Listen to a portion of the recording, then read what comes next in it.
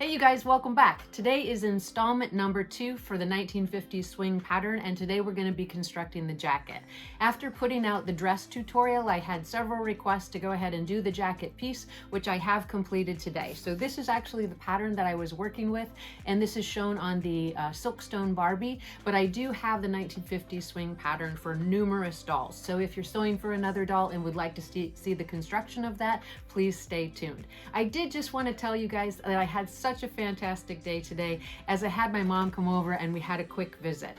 During that time, we talked a lot about our doll journey together and the different things that we've enjoyed doing together as part of this hobby/business. And I started recording some of her answers. And I thought it would be really super fun to put out a little bit short video, a little candid video about my mom and my mom's relationship to my business and how we got started. So if you're interested in that content, or if you know my mom, House of O'Brien, Sherry O'Brien, then please check back later this week for that video. My mom is a really, really lovely person, and I'm really excited to share her with you. So let's get started on construction of that jacket. Okay, we're going to go ahead and get started on the construction of the 1950s swing jacket that goes with the 1950s swing dress that I recently put out the tutorial for the Silkstone Barbie. Now this design, as I said in that video, is available for several different dolls, and if you're willing to stay with me to the end of the video, I'll show you how it looks when you make the bodice out of a contrasting fabric to the actual skirt, which is a different way than I made it with the actual Silkstone Barbie tutorial. So let's look at the pattern pieces really quick, get this thing constructed, and then you guys will have all of the elements that you need to make your own 1950s swing outfit. So we have the front of the actual jacket, the back of the jacket, the collar sleeve, as well as the cuff. And we're just going to go ahead and start that first step in the construction, which is going to be to mark the actual placement of the darts in the front and the back of the actual jacket and get those sewn over at the sewing machine. I am going to put a hole in that top of the dart with my seam ripper, and then poke a hole with my heat erasable marker to indicate where to stop that dart and get those sewn.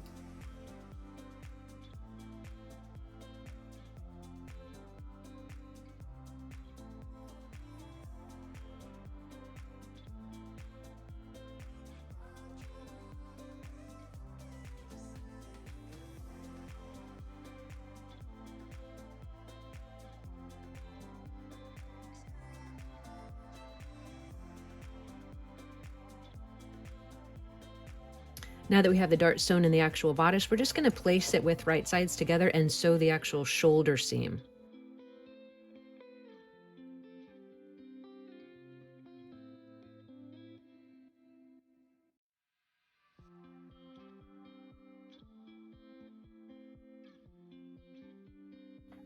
We're going to press the shoulder seams open, and then we're actually going to start construction of the sleeve for the jacket, which is actually pretty easy. And then in order to get the jacket constructed, we'll do the exact same steps with the lining pieces. With the dart sewn in and the shoulder sewn, all we're going to do is press these seams open, press the darts to the side. The next step is actually going to be to prepare the sleeve and get it ready to put inside the jacket. So from there, what we're going to do is take our collar piece and fold it in half and give it a little press. And then we're going to take the cuffs as well to the jacket and fold them in half and give them a press.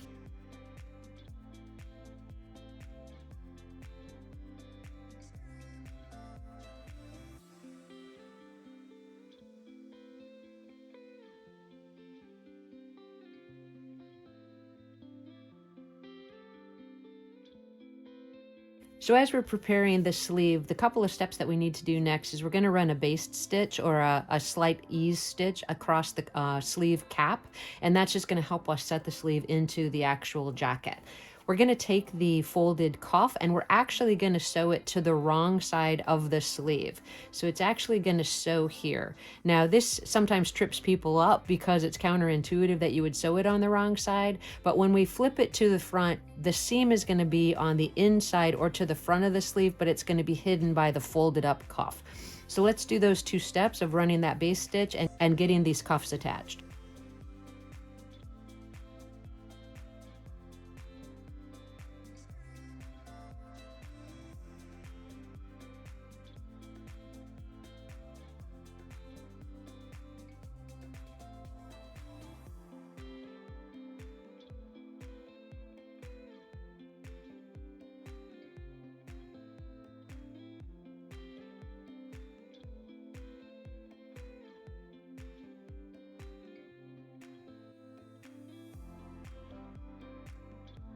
What we're going to do now is we're just going to trim that seam allowance, and we're going to turn the cuff to the right side of the sleeve and give it a press up.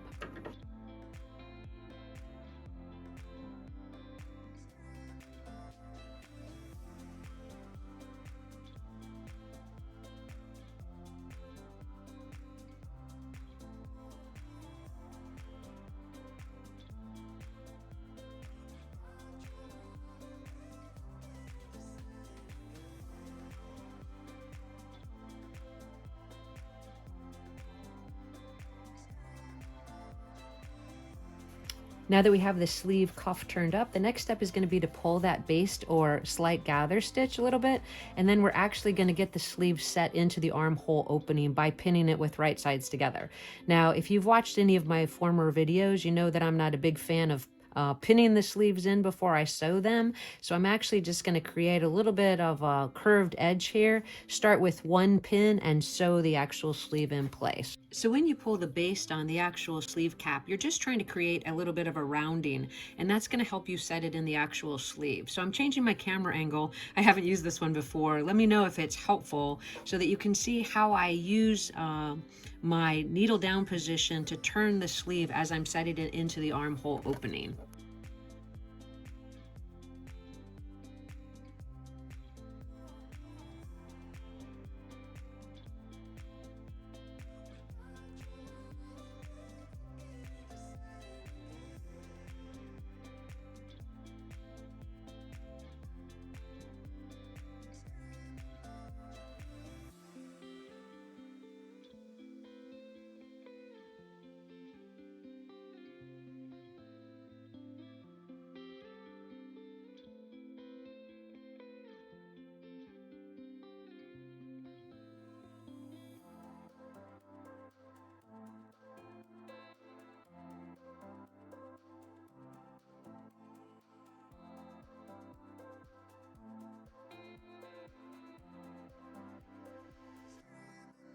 At this stage, we're going to clip in towards this seam allowance and also trim it back for this doll.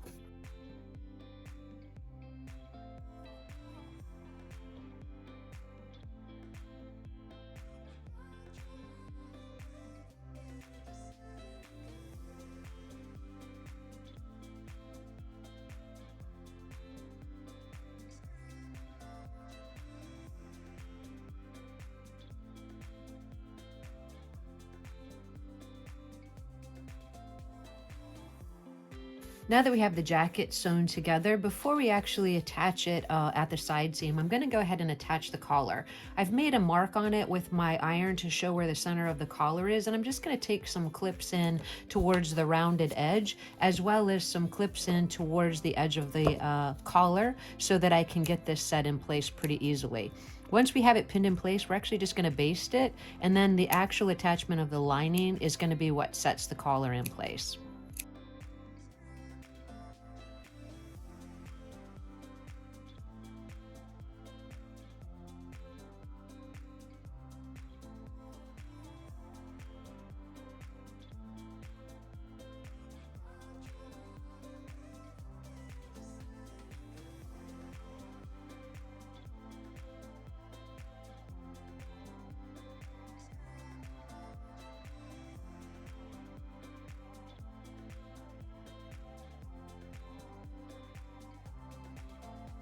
Now that we have the collar basted in place, the next thing we're going to do is we're going to put the jacket right sides together and sew the side seam. Now when you do this, you want to make sure that the cuff edge of the sleeve is actually turned up and folded towards the right side of the sleeve.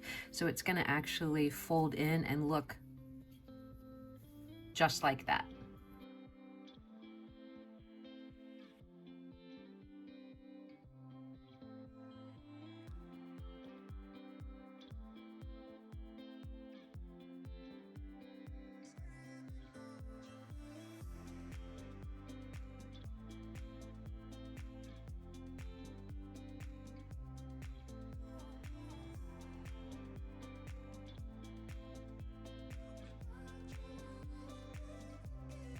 Now we're just going to clip in towards that seam allowance, turn it right side out, press the side seam open, and pin the lining to the actual jacket.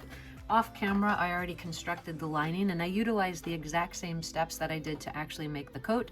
The only difference being, instead of adding that turned up cuff, I just pressed the lining of the sleeve up 1/4 inch. We're making really great progress on the jacket for the swing pattern, and the next step is going to be just to go ahead and pin with right sides together the lining to the actual coat. Now when you do that, you want to make sure you have the collar folded in and that you're very careful about where you place the sleeves so that you don't catch them as you're sewing around the exterior portion of the jacket. You're going to leave a small opening in the very back of the jacket to turn it. I would recommend that you make that space, wide enough that you can comfortably turn it without pulling the seams. So let me go ahead and get that pinned. We'll get the lining sewn to the jacket, get it turned right side out, and we're almost finished with the project.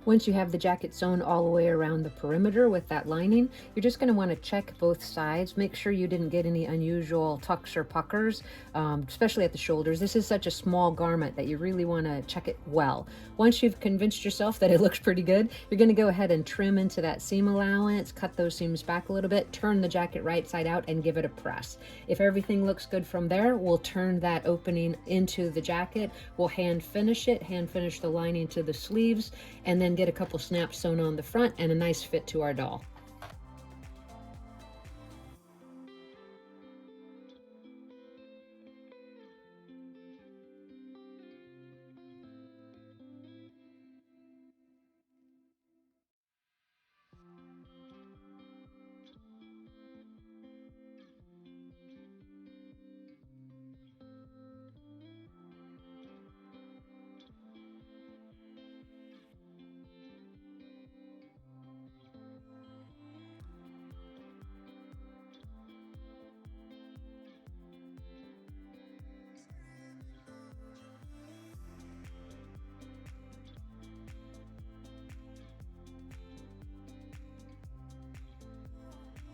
For the last step, all we have to do is go ahead and finish the lining of the sleeve to the actual sleeve, add a couple of buttons and a snap to the front, and we'll get those photographs.